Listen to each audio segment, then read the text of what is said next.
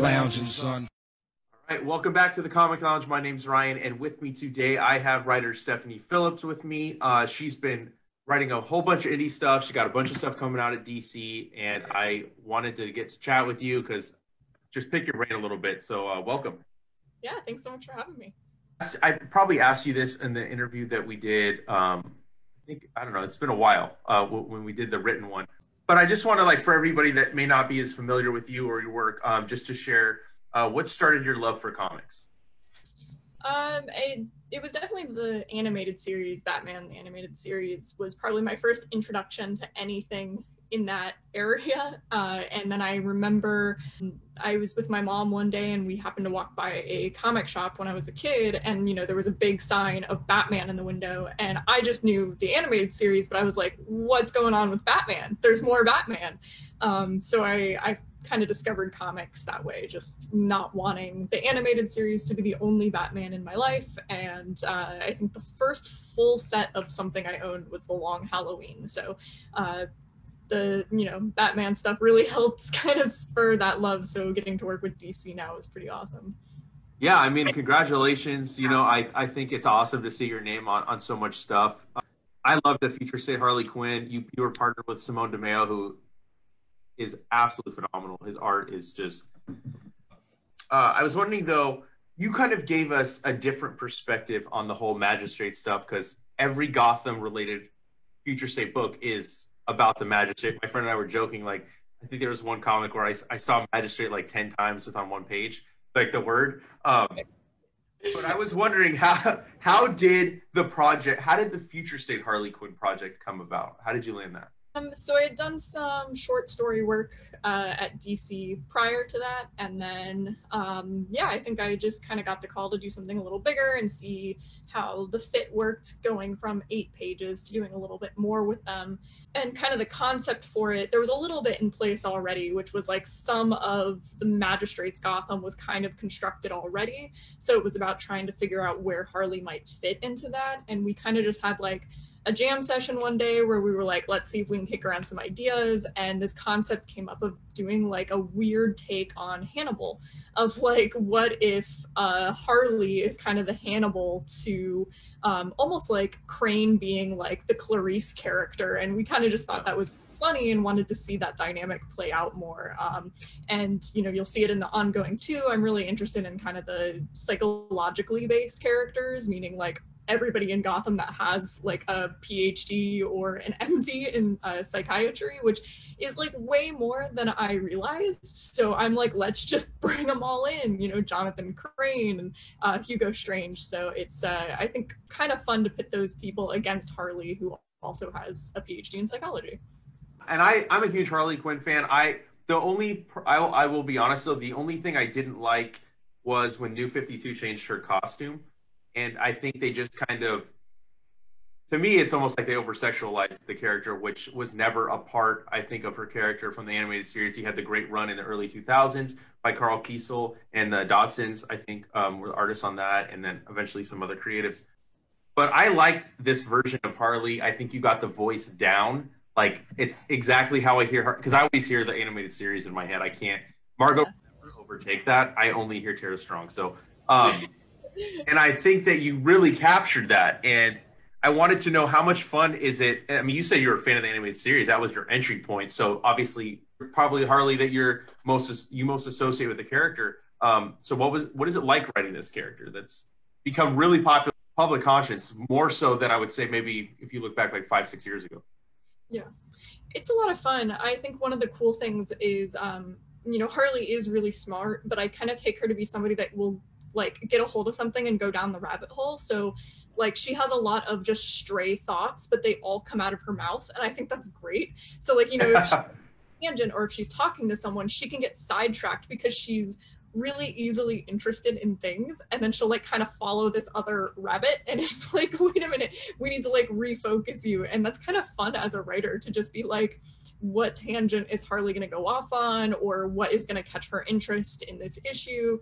But I also like that she can have some really sincere moments. So she is funny, she is going to push the buttons of someone like Jonathan Crane or Hugo Strange, but you know, in the ongoing, she's got friends, she's got partners. She's really trying in earnest to kind of be a better person, which I think, you know, obviously we all are, but for someone like Harley, she's making it really obvious, like putting it out there and saying like, here's my mission, it's to make myself a better person by way of trying to do things for other people. And of course the beauty of Harley is, while we probably all take steps back on that path as well, she's going to take some large steps back because that's who she is as a character. So I think that's really fun to see because it's very human, especially in a city that can be really wild, and you've got like mutant crocodiles in the sewer, and just like, I mean, this is Gotham, but Harley and her journey can also feel really personal and just really human for, I think, a lot of readers.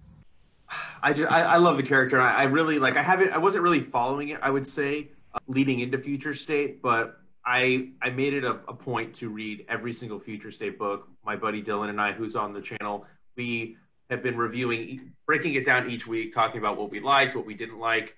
And as a hardcore DC fan, it's been very refreshing and exciting to see so many new names at DC, relatively new, you know, taking on ongoings. Like you're taking over Harley Quinn next month. We got Jeffrey Thorne doing Green Lantern. We got Tim Sheridan doing his Teen Titans. Like there's just a lot of stuff to be excited for. And I wanted to ask a little bit. You said like these things kind of were in place, ideas. A lot of people were talking about 5G. Were some of the ideas initially a part? I mean, I don't want to get you in trouble. I don't know how much you're allowed to talk about. But were some of these like kind of a part of that initiative and then have gotten repurposed in a different way for Infinite Frontier? I actually have no idea. Okay. Yeah, okay. I was there for that, so I have no idea. I was brought in specifically with Future State. Oh, okay. And then was it always the plan, like, okay, you're going to do this 2-issue Future State series, and then you're going to jump into the ongoing? Was that always in the plans? I didn't know right away. Like, I definitely knew before Future State was announced, but okay. You know, I was offered Future State. I worked on it pretty extensively. I don't think I was done writing Future State when I was offered the ongoing. I know I was done with one issue at least, but yeah, I mean, it was just like a really good fit. It was a natural fit. I feel like writing Harley, and a really good fit with the editorial team. And yeah, so they just kind of were like, maybe we just shouldn't be done. We'll just kind of keep going. And I was like, yeah, let's do that. So yeah, it kind of just feels like a natural progression from there. Yeah, I mean, and that's something I like too. I think that's why I was very cautious with Future State when it was first announced. Before I saw the titles that were going to come out post, I'm like, well, and I think a lot of fans too, because I work at a shop. So I think a lot of fans were like, well, does it matter? Is this going to count, or is this just like a stopgap between, like, to kind of catch up on new titles with or whatever? Then this list to come out. You're on Harley Quinn. We're seeing some of the creative teams like spilling over, which got me more excited about the Future State books before they actually were coming out. So I wanted to ask, like, now you're taking over the ongoing in March, and I was wondering, like, something that's been, at least in my opinion, like with Harley, like she's kind of leaning more into the hero side lately. Like with James's Batman ongoing, you know, she's kind of teaming up with Batman kind of during Joker War. I was wondering what side you kind of want to lean towards, or are you going to like balance the line? Yeah, we are, like, all of Gotham is really unified. So what you've seen of Harley in James's run on Batman, this is kind of where we're picking up from. So Harley is back in Gotham. This is post-Joker War, so, you know, post her basically stepping in to try to kill Joker, and having this a little bit of a turn in the relationship with Batman, which I would say it's probably the most positive we've ever seen it.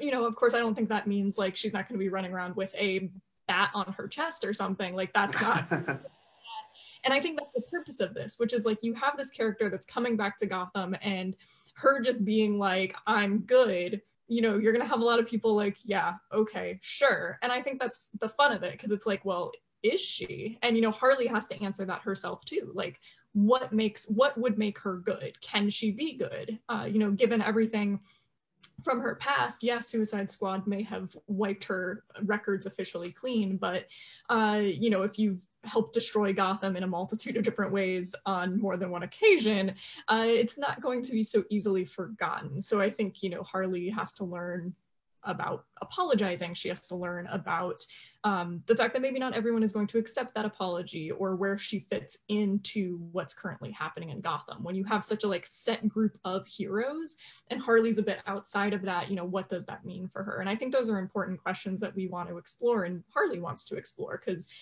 I don't think right away she's going to have an answer for that. But she does want to be better than she was, is, I guess, my short answer. Okay. And I was wondering too, like if you could talk a little bit about what we can expect. I know you said that we're going to have like a lot of the whoever has like a PhD, you're going to have those kind of characters be brought in. I was wondering if you could talk about a little bit more of the supporting cast, who you're going to surround Harley with, and maybe if you could tease a little bit about what we can expect moving forward with the ongoing. Yeah, so like I said, Harley's back in Gotham, so she is interacting with, you know, all these characters in Gotham that, you know, we know, Batman, some other people will kind of come in. One of the cool things, I think, moving into this new ongoing set that's starting up March 2021, Gotham's really unified. So, you know, we kind of all talk to each other. Things that happen in Batman or Nightwing or Catwoman are going to kind of impact the whole line. So it's about responding and each character getting to respond to different events and sometimes respond together, which I think is really cool. In the specific Harley book itself, you know, Harley is trying to find her purpose and her mission in Gotham, while contending with Hugo Strange, who kind of also offers, I think, a different view of this redemption arc. Because while Harley like wants that, you know, she wants to say sorry and she wants that forgiveness, Hugo has done some pretty terrible things to Gotham too, and yet Gotham is just like, oh, this is the guy. Like we like him, and he can come to Gotham and help us. And you know, Harley's kind of like, what the heck, like, yeah.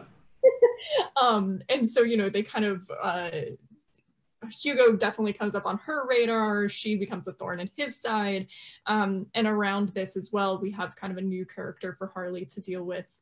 His name's Kevin. He's a former Joker henchman that is kind of looking for some similar things that Harley is. And sometimes I think it's easier for us to help other people than it is to help ourselves.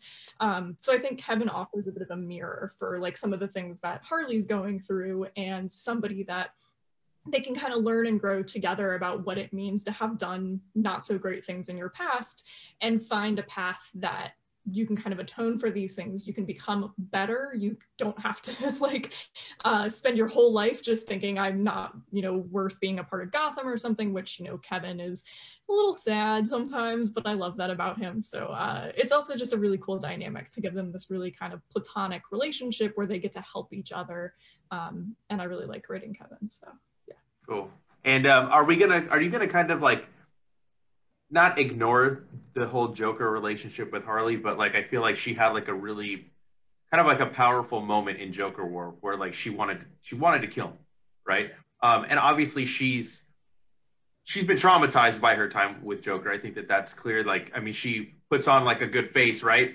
Essentially, but like that's got to be traumatic, like experiencing what she experienced with him. But are you going to touch on that, or is that something that for now you're going to kind of like put to the side and just focus more on Harley as a character and who she is?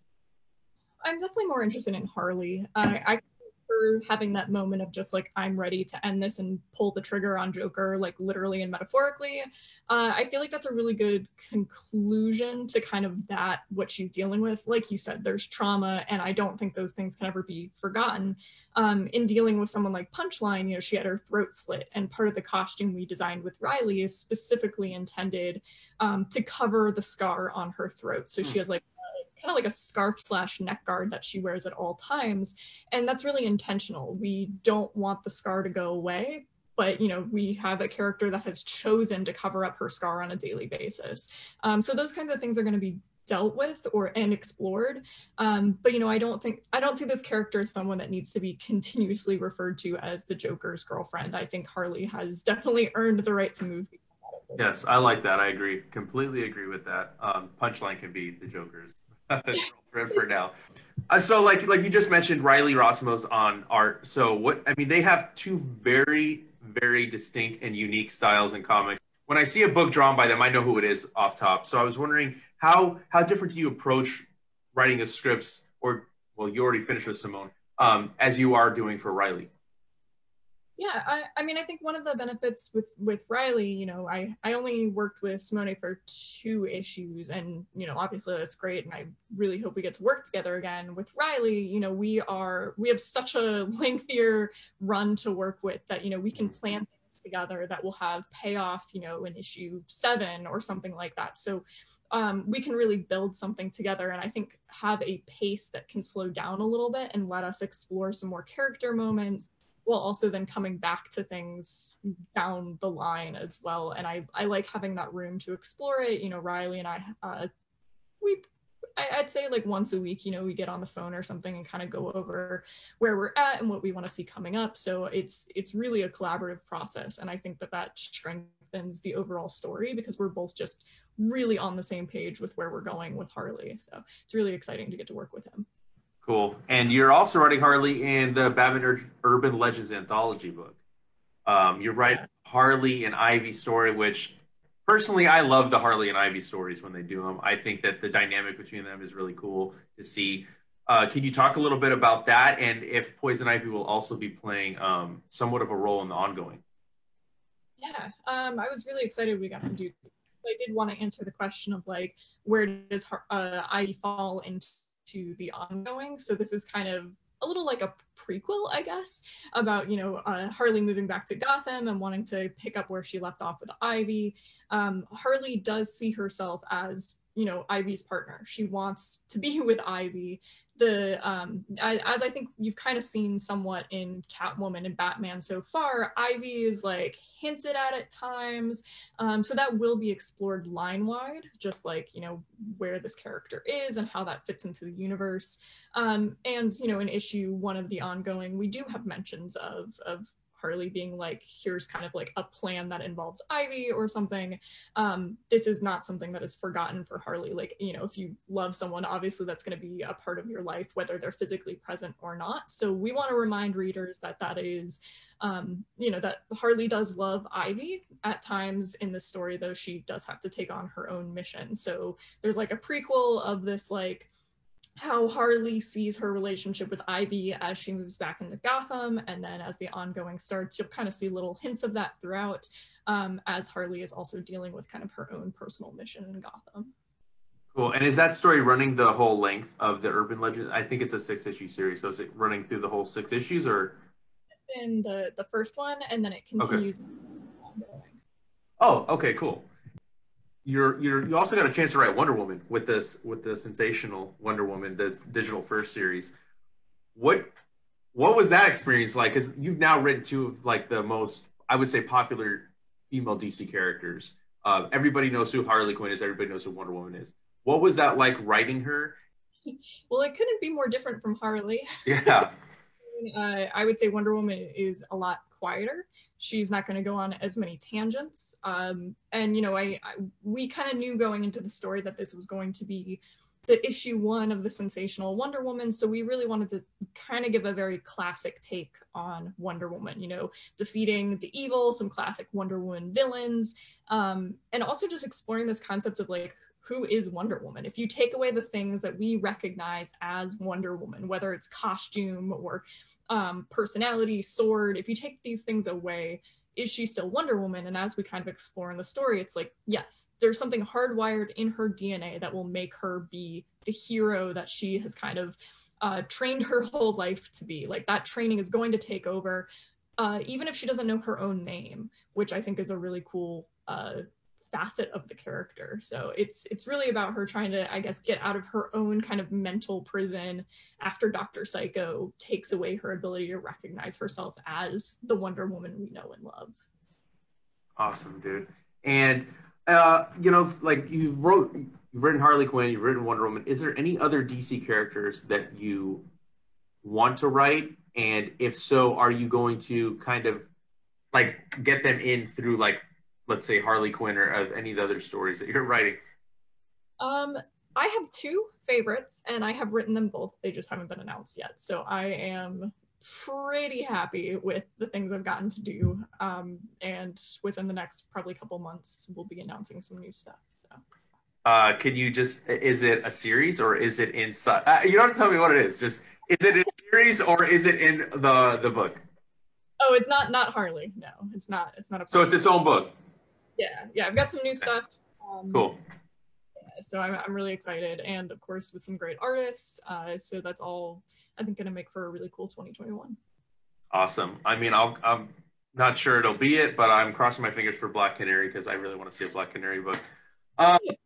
But moving forward, I was wondering, what can you tease from Harley Quinn to kind of get people, maybe the people that didn't pick up the Future State, but that are going to pick up this #1, and what we can be excited for moving forward with the book?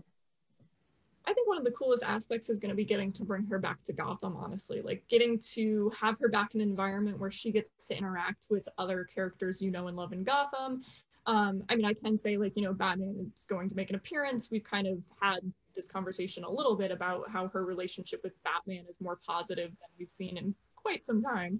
And I think that's a really cool thing to explore. So, you know, having this person that kind of is checking in on Harley once in a while, and his presence in her life, and kind of exploring what that relationship means to Harley. So, and you know, that's just one of the many Gotham characters she gets to interact with. So I think that is really fun, getting to see like some classic Gotham characters as well. Hugo Strange is a character that I love.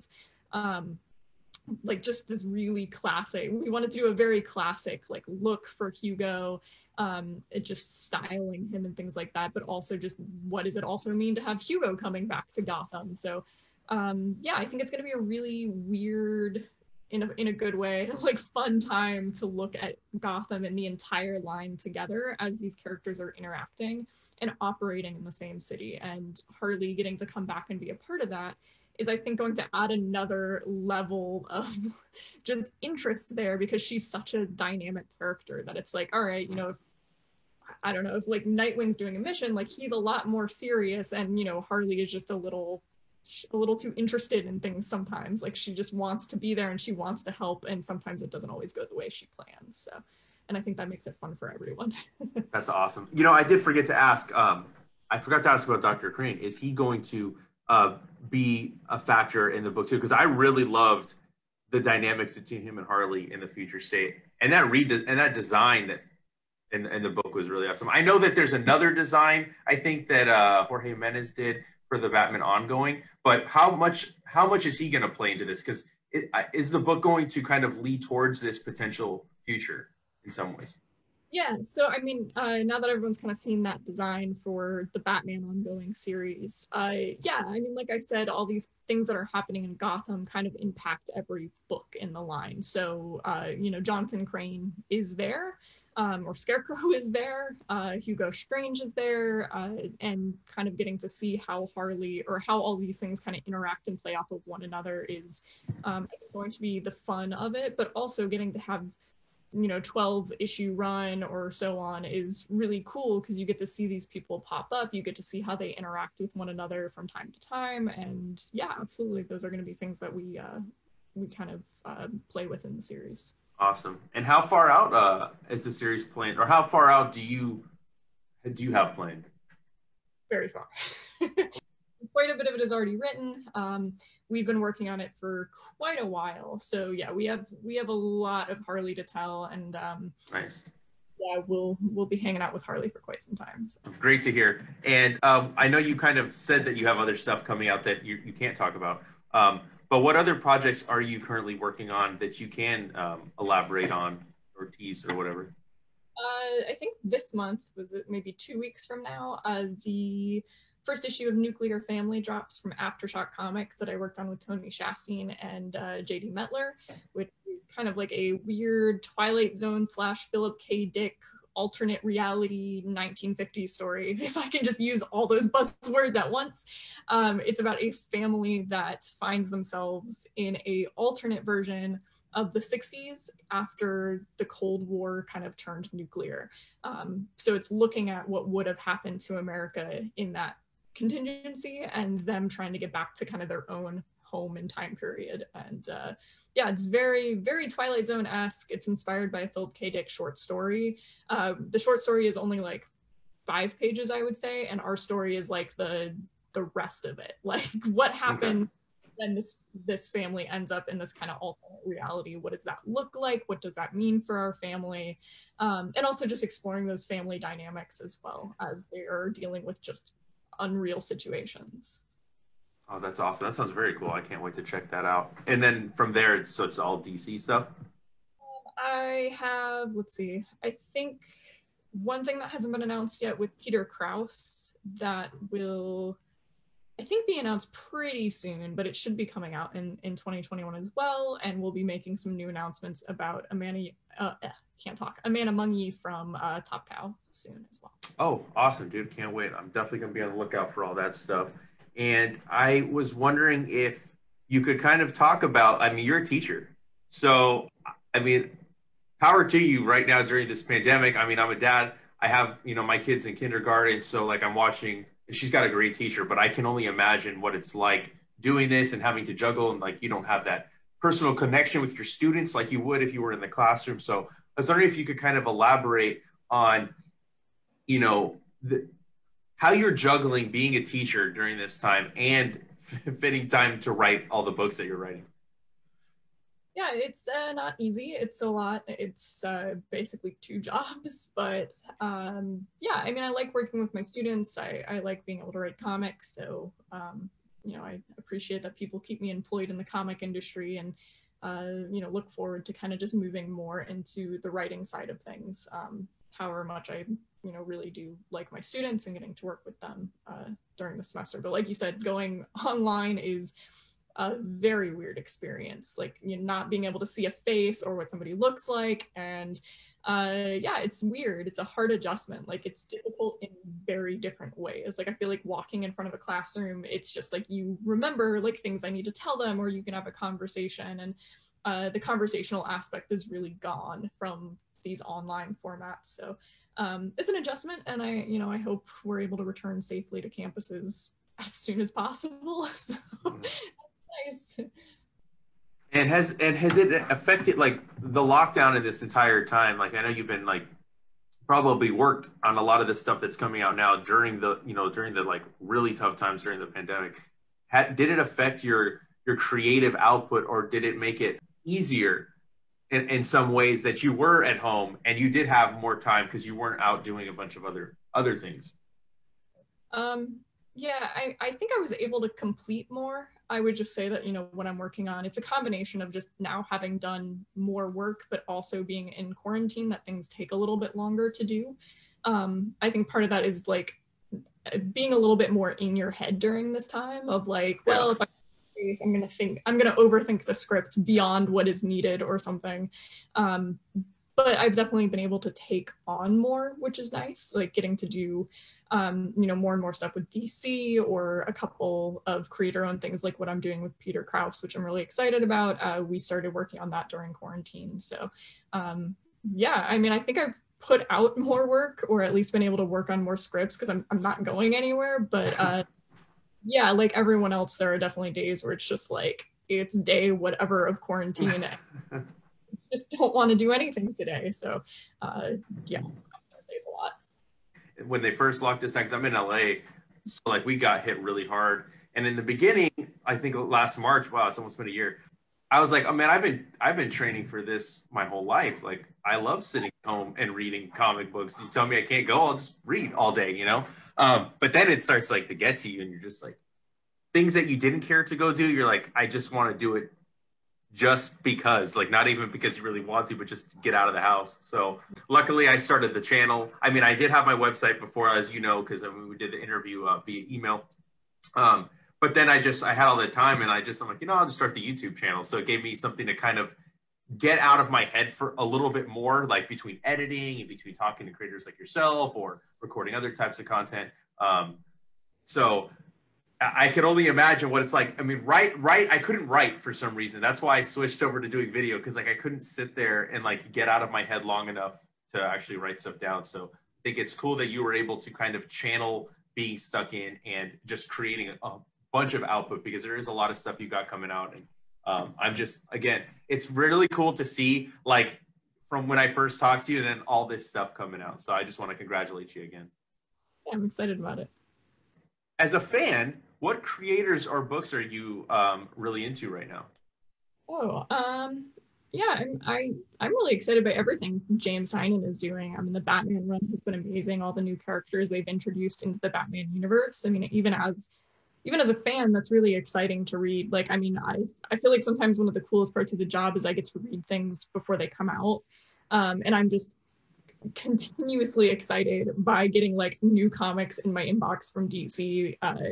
I know they're like, hey, you might want to read this and see how it fits into Harley, and I'm just like, I was just excited to read it. So I like everything he's doing. His creator owned is really good. Obviously the Batman, everything he's doing at DC is good. I'm really excited for some of the new stuff he has coming out in 2021. Like you said, Future State was also just exciting from a fan standpoint. Like, I read some of them before they were out, but then, every week I've been going and getting pretty much everything just because I was like, you know what, if I can take a step back and just enjoy it, it's really cool, as a longtime fan of DC to see, what they're doing with this is awesome. So, yeah, there's a lot of good stuff out right now. I've been rereading Vendetti's Hawkman run, like pretty recently. I've started that and I forgot how much I love it. So I'm very much re-enjoying the Hawkman that Vendetti did. Nice. And like I said, I have a hard time like kind of like sitting down and writing sometimes. So I was wondering, as a writer yourself, what is the best advice you could give to somebody when they're in that moment where like they feel like they can't do it, or what's the best advice you have been given? Right. Man, if anybody does have good advice on that, I'm all no. I mean, there's two sides to that. Like, I've had some people just tell me like, oh, well, sometimes you just aren't in the mood and you need to go do other things. And I agree with that. But also I'm someone that has a lot of deadlines. So sometimes it's just not an option to walk away. And, that's tough, but you just have to do it. And it's the same way with like, I have had 9 to 5 jobs and I don't think I ever wanted to go to the 9 to 5 job. But it's like, but that's the job. Like, you get up and you go, whether you want to or not. And, it's not that I don't ever want to write comics, but, sometimes you're just like not in the headspace. But I just have to figure out how to make myself, because the deadline isn't going to change. So, so I've heard both sides of it of like, you have to write because it's your job, or, trying to find ways to take some time off to like refresh your brain. Which I'm not very good at. So if anybody else can figure out the trick to just like letting your brain turn off, I'm very open to ideas. And then before I let you go, I just wanted to ask one more question. I wanted to ask, what do you find the most rewarding about writing, and maybe sometimes even using it as like therapy? Because I know a lot of writers, when I talk to them, they always say like, put a lot of yourself into them.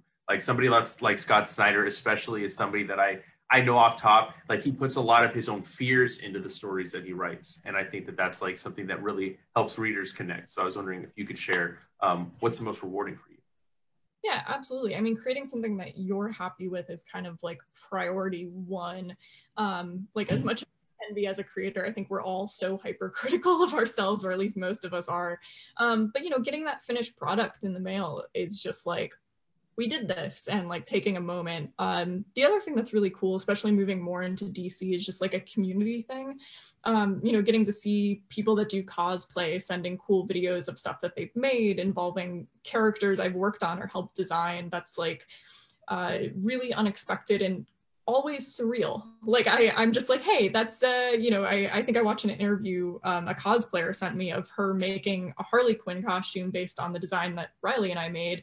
And it's her talking about like a lot of the influences that I don't think Riley and I ever made public about the design. And she's just like, oh, I can tell this came from like, a 1950s, like kind of punk pop theme, like all these things. And I was just like, that's so cool to get to hear someone kind of reiterate back things that you found exciting about it. And, as a creator, I don't think we should always get hung up on people's responses to our work, because we would go crazy. But, it's also really neat to get to see people just love something together as a group and then get to be a part of it. Like, obviously a fan also. So I know what it's like to have content that you're just like, I love this, I love being a part of the community, and I think that for the most part that community can be a really positive thing. So I like those interactions. I like getting to see people get excited about stuff, and it's really energizing. Yeah, I think that's the most exciting thing about being like a comic book fan is getting that feeling within you, the excitement for it and the passion for it, and then also being able to share it or see it in others. I think that that's why, like like I said, my friend Dylan and I, who does we do our weekly podcast together. I just love talking comics with him. We've known each other since high school, so like seeing the excitement in him, and then like seeing, and then he sees it in me, and like just like the back and forth, like that's just what I love about comics, and I love the community that comic books brings, you know, and especially working in the shop, it's cool to be able to talk to fans and like on a different level that I didn't have before working there, you know. Before we get out of here, if I was wondering if you could just share where all of us can find you online, and I will also drop those links down below. Yeah, sure. I pretty much just use Twitter, so it's at Steph_Smash. Okay, cool. Awesome. And thank you again for taking the time to chat with me. It's been a pleasure, and I can't wait to do this with you again. Thank you so much.